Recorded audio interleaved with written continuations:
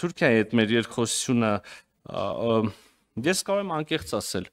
չունենալով դիվանագիտական հարաբերություններ Թուրքիայի հետ, պաշտոնական դիվանագիտական հարաբերություններ, մենք ունենք շատ ավելի ակտիվ եւ գործուն երկխոսություն, քան բազմաթիվ երկրներ, որոնք իրար հետ ունեն դիվանագիտական հարաբերություններ, անշուշտ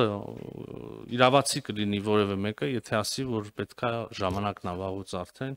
որ այդ երկխոսությունը շոշափելի արդյունքներ ունենա գետնի վրա,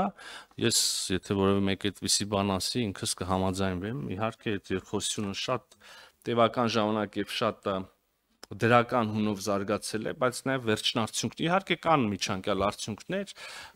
բայց վերջնարդյունքները տեսնելու ժամանակն է, սա է մեր համոզմունքը, խոսելով միջանկյալ արդյունքներից, ուրեմն նախ համատեղ մի քանի բան է արվել, խոսակցություն, երկխոսությունը կա շարունակվում է, բայց նաև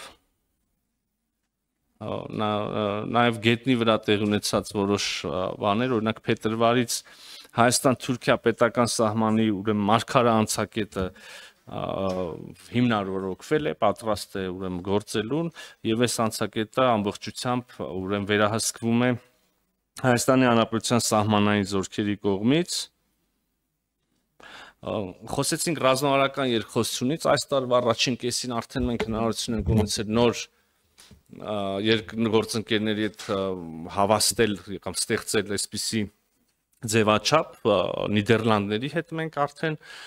ռազմավարական գործընկերներ ենք առաջ անցնելով նշեմ, որ կան մի շարք այլ երկրներ, ում հետ նույն բանակցություններ ունենք, վարում ենք, հարկ եմ համոն հիշեցնել նաև նախորդ թիվ մենք ռազմավարական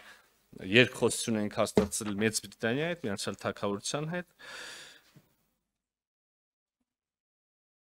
Իհարկե ակնհայտորեն շատ բովանդակալից մեծ եւ հարուստ օրակարգ ունենք Ֆրանսիայի հետ եւ հարկ է նկատել, որ սա բացի բավական լուրջ ուրեմն նախադրյալներից, պատմական նախադրյալներից նաեւ եթե կուզեք, բայց նաեւ բավականին զգալի չափով պայմանավորված է օրինակ անձամբ նախագահ Մակրոնի եւ վարչապետ Փաշինյանի ջանքերով Եվ ոչ միայն իհարկե մյուս գործընկերներ, չեմ կարող չանդրադառնալ Իրանի հետ մեր հարաբերությունների երկխոսությանը,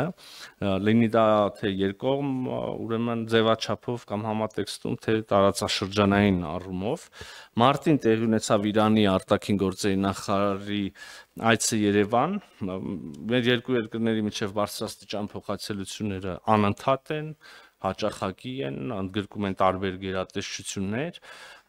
մենք սպասում ենք նախագահ Փեզեշքյանին Երևանում։